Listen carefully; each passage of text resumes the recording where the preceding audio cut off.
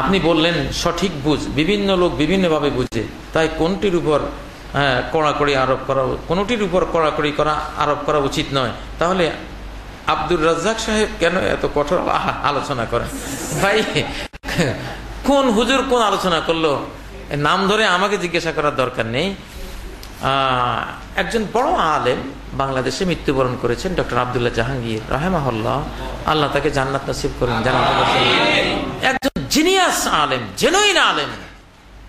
এই আলেম, এই মানুষটি যখন এই জাতীয় মাসলাগুলি বলতো, আপনারা অবশ্যই দেখে থাকবেন, কখনো কোনো হার্ড লাইনে যেতেন না। আমরা বলতে পারি হ্যাঁ, নাভির নিচে হাত যারা বাঁধেন তারা তো সহি, তারা তো হাদিসটাকে সহি মনে করেই মানেন, তাদের কাছে এটাই সহি।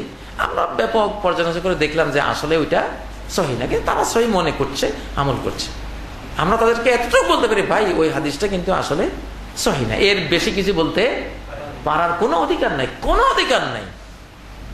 আমিন আসতে বলেছে, তারা মনে করে আমিন আসতে বলাটাই বেশি সুন্নাহ, বেশি সওয়াবের কাজ।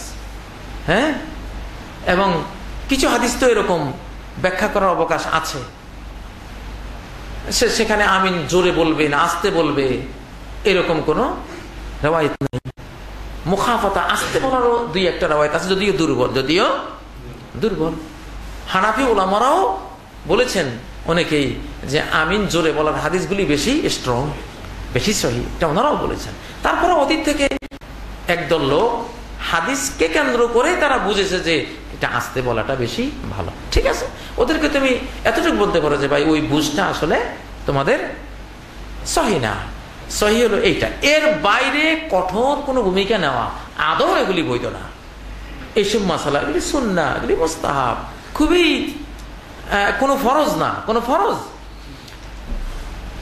তারাবি 8 টাকা না 20 টাকা, এটা নিয়ে কোনো গালাগালি করা, 1 লাখ টাকা পুরস্কার ঘোষণা, প্রমাণ করতে পারলে এই দিবস, এগুলি ভুয়া কথা, বাতিল, মূর্খতা। এগুলি 8 টাকা যিনি পড়েছেন তিনিও সঠিক করেছেন, 20 টাকা পড়েছেন তিনিও সঠিক করেছেন।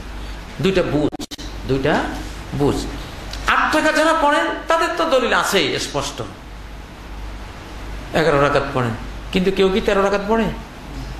অথচ 13 রাকাতের হাদিসে সহি। ইবনে আব্বাসের বুখারীর রওয়ায়াতটা তো 13 রাকাত। তো যারা খালি 11 8 মধ্যে থাকেন তারা 13টা মানেন না কেন? হ্যাঁ, 13টা কেন মানবেন না? মাঝে মধ্যে 13 পড়েন, মাঝে মধ্যে 11 পড়েন।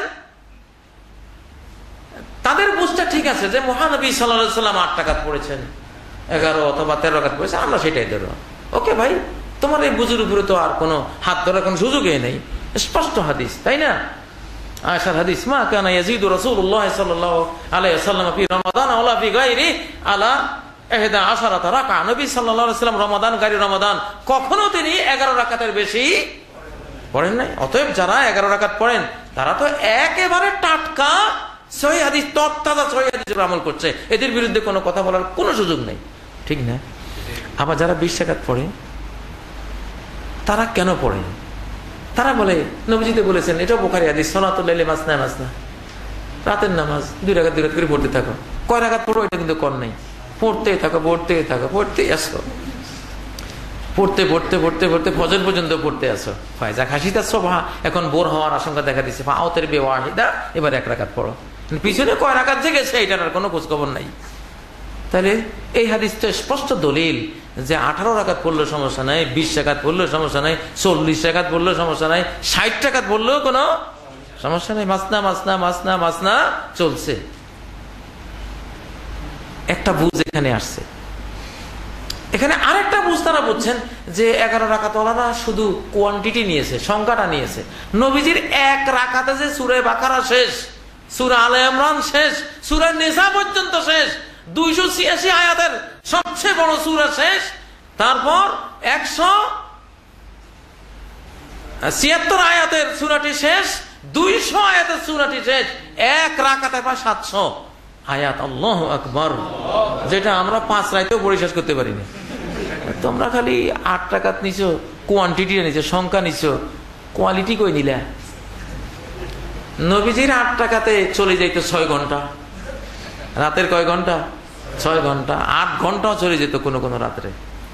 8 টাকাতে 8 ঘন্টা শেষ। তোমার 8 টাকাতে গেছে 1 ঘন্টা। হ্যাঁ, 8টা ইয়া বড় বড় রুই মাছ আর 8টা কেঁচকি মাছ কি এক সমান হইল? তুমি নবীজির 8টা রুই মাছকে এক পাল্লা দিয়া কেঁচকি মাছ 8টা ধরিয়ে নি কজে সমান হয়ে গেছে, সমান হয়ে গেছে। আমার মতো সহি সুন্নাহওয়ালা আর কে? কেঁচকি মাছওয়ালা। তুমি রুই মাছের লগে কেঁচকি মাছ 8টা জোড়াই দিলা।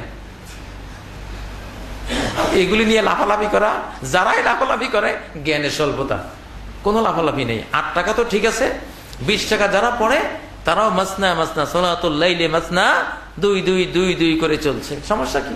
আপনার সমস্যা কি? এটা নফল। আল মুতাতাওয়ি আমিরুন আলা নাফসিহি, যিনি নফল পড়েন তিনি নিজের আমির নিচে, একটু বাড়তি পড়লে সমস্যাটা কি? এই সব জিনিস যেখানে ইখতিলাফ হতে পারে, বুঝের বিভিন্নতা হতে পারে।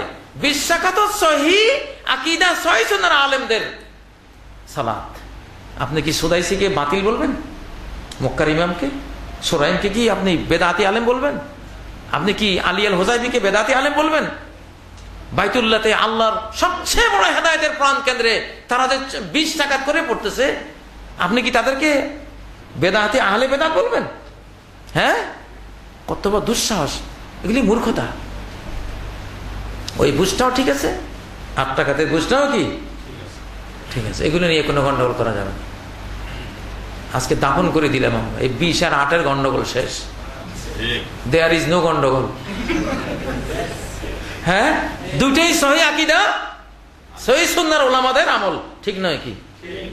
বাইতুল্লাহর আমল, সুদাইসির আমল, সুরাইমের আমল, আলী আল